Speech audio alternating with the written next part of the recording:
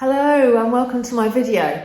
As you can probably see, I'm in the studio here today, and we are just over a week actually until the end of our Landscape Inside Out exhibition at Gallery Oldham. So just a sort of a plug for that, because it will finish, as I say, on the 4th. And if you haven't been and you're in the northwest of the UK, or you can get to Gallery Oldham, then it will be wonderful to see you. I will be in the gallery space on Saturday. And I will be for the last time on the 4th, and we are also doing a Zoom call, which is from our studios at Wood End Mill here with the gallery, and you can actually book onto that if you want to listen in live and ask questions and so on.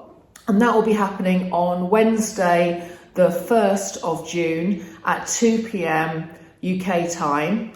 And if you go, I will put the link into the notes, but if you go onto the Oldham Gallery website, you can book via Eventbrite, but I will put the link to that. It's free. So if you're around, if you'd like to call to listen in, then please book on that. Anyway, so what I wanted to do today, it was interesting because a few weeks ago, a couple of people mentioned again, oh, we saw your bookshelves in the studio, and it's a while since you've done any discussions about the books that you are inspired by. And it got me thinking, because the actual books in my studio are mostly quite, they've been here quite a while. They are often drawing books or sort of practical nuts and bolts books. And I had to be very careful because the studio is damp. Well, this one isn't actually as bad, but certainly the other studio was quite damp. So I needed to be very careful not to bring really good quality books in and leave them in here. So it got me thinking about some of the inspirational art books that I had been dipping into at the time of developing the works in the last month, so last year, the end of last year and so on. And so I thought I would do a very whistle-stop tour of 3 books which, as I was developing my paintings, I was looking through and flicking through and gaining inspiration from. Not necessarily direct, they were just books that, it's like we all, those of us that are interested in art, we all just like to flick through books sometimes. Sometimes we want a real meaty read and we want to know chapter and verse about the practicalities of how they've been done and the inspiration and so on. And sometimes we just look through the actual paintings and are inspired by the quality of the works. And that's often what I do. And I kind of try and do a bit of both, but that often depends. So what I thought I'd do today is to review, very quickly, as I said, a whistle-stop tour, 3 very different books, actually, that I've been getting quite a lot of enjoyment from. The first of them is a wonderful Barbara Ray sketchbook, one of her Arctic sketchbooks of a 3-year period, which I'm going to have a quick flick through and share with you. The other is a Willem de Kooning retrospective, a real meaty book about his life works over multiple decades, 7 decades of his work in chronological order. So I'm going to necessarily flick through that, but also highlight some of the things that I'm particularly interested in. So that's him. And then finally, the wonderful Joan Mitchell, a retrospective, but done in quite a different way to the Willem de Kooning one, of her work, with some wonderful fold-out pages of her paintings. Okay, so I'll start with the Barbara Way Arctic sketchbook, and this is from the Royal Academy of Arts, and it's a really interesting way of doing a sketchbook actually, and I'll open it up so you can kind of get the impression. But she's combined, this is a map that shows 3 different trips she took on different years through the Arctic, and the first one is in 2015, and then there's one in 2016, and then one in 2017. And the way that the book is done is split into 3 sections, as you'd imagine. And so you start off with the first one, 2015, and it's a really nice way of working in the sense that she has, it's like a diary, the way that she set this sketchbook up, and I really like that, and I think it's a really valuable way of keeping a note of things that can actually trigger memories in the future. And so I know why she's done this, and I think it makes a lot of sense to do this. So it's like a little bit of writing. Starts on August 11th, leave Ottawa, talks about the airport, desolate settlement, brick round old US Air Base, and so on and so forth. And she does this all through the book. And then she has these lovely drawings, which I'm assuming are done, they're kind of mixed media, but a lot of it I think is watercolour. You can see the kind of graininess of the watercolour. And you can see how it's sort of bleeding on the paper, which makes me think possibly they're watercolour sketchbooks, but I don't know that. I haven't read anywhere. It might say somewhere in this book, but I haven't seen that.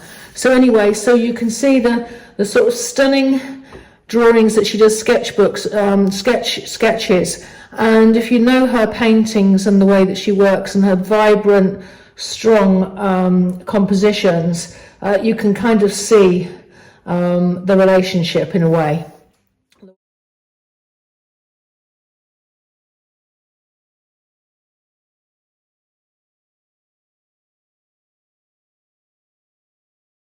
So hopefully you get a real flavour for this wonderful sketchbook, and it's quite an inspiring work, even though it's only a small scale book.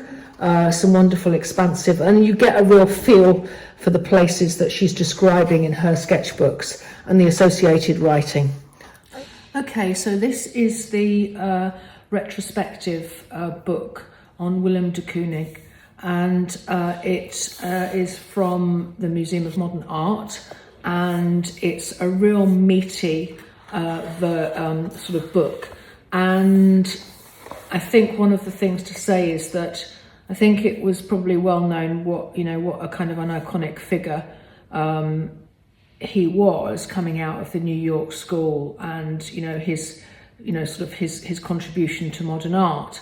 I guess this book, at least what they say about this book, is that the detail with which the information on the paintings and the thoughts and the methods and the approaches of the artist, I think it says, are covered very well in this book.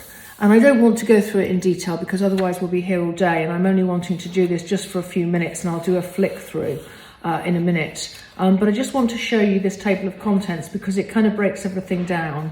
And so it goes from, in chronological order, from his early work all the way through a lot of his figurative studies, the discussions around how he approached the figure and how that evolved and how his work changed over time, and then women into landscape and how his whole idea of a development of his work, landscape work and sort of cityscape work as well, and all of that, how that all evolved, and then subsequently later on how his work changed in the latter part of his life. So it's 9 chapters, lots of meaty information, and one of the things I just wanted to highlight is that not only does it have a sort of a talking about the exhibitions that he had and the approaches he took, but it also has in each of the sections there's the methods and materials, and it focuses on a particular painting of that sort of section.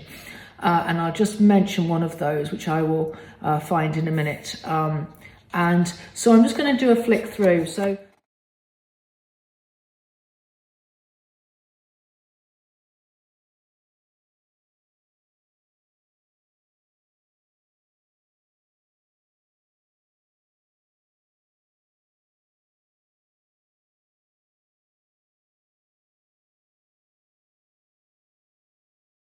this is where I just wanted to finish by talking about the fact that throughout the book, through each chapter, there's a methods and materials. And this is The Door to the River, which is a particular favourite painting of mine from Willem de Kooning. And it's a sort of a departure from his densely packed landscapes it talks about, but it talks about the brush strokes and the way he's created them.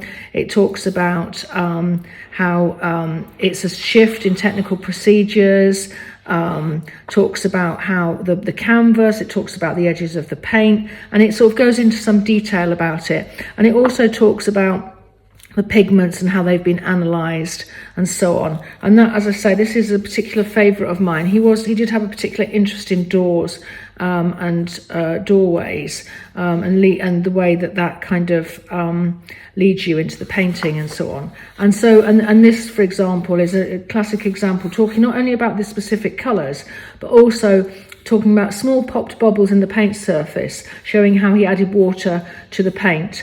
So a lot of technical detail. So that is, I just want to end that there actually, but this is a really wonderful book, and especially if you're an artist wanting to know a little bit more about the processes of the artist, as well as the overall development of his work throughout the decades. Okay, so this is another abstract expressionist painter, Joan Mitchell.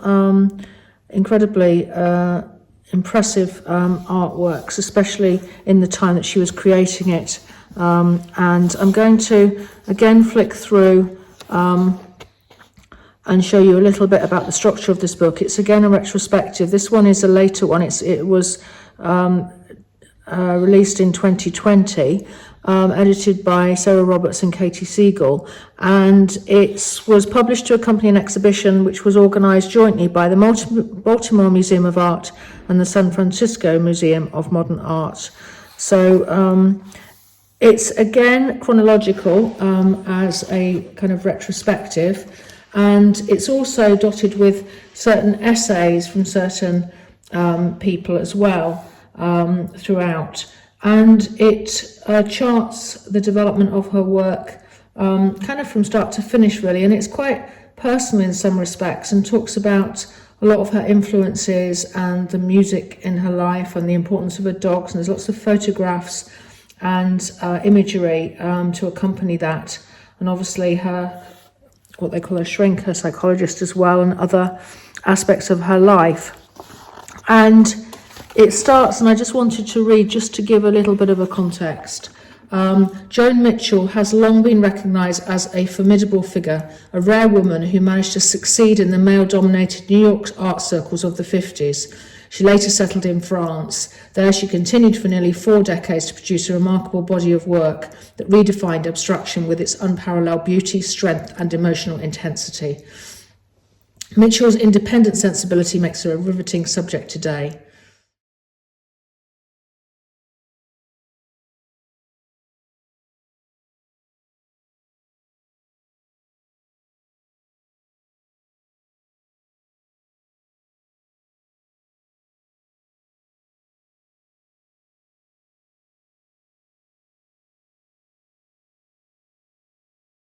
To the Vincent van Gogh's Rain, and her painting of hers that is supposed to be influenced by that, which is that one there. And I see if I can find the big version of it. This is actually one of my favourites, Garden for Audrey, who's a lady that died. But these gorgeous rich greens and layering and drips and marks. And these are these 4 panels that she was very comfortable with. That was the No Rain, which was supposed to be referencing the Van Gogh Rain. And you see that sort of, her marks, they talk in the text, not so much in so much detail, I don't think, as the de Kooning one, but nevertheless, there is talk and discussion of the way in which she made the marks, and the stubby marks versus the longer marks and the shorter marks, and the way in which her work evolved, and all of those wonderful drips in this red tree. So, and I, obviously it goes on, but this is one of my favourites, La Vie en Rose, which is a lovely fold out of these, so you really get a sense of the scale of them. Well, they're obviously huge, but by having it as a fold out, you get more of a sense of the scale of it. And I think she was quite often did this, so she had 2 narrower panels in the middle and then the wider panels on the outside, and that's obviously a detail, so you really get a feel of these brush strokes and these gorgeous different colours. Anyway, this again is a retrospective of her work, Joan Mitchell's work, and it really is a rather sumptuous book.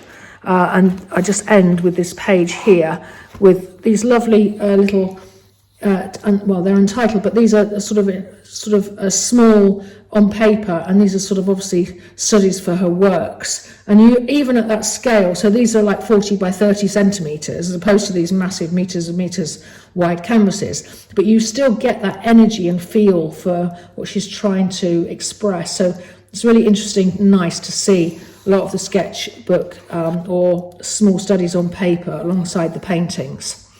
So I hope that was useful. Thanks very much for watching.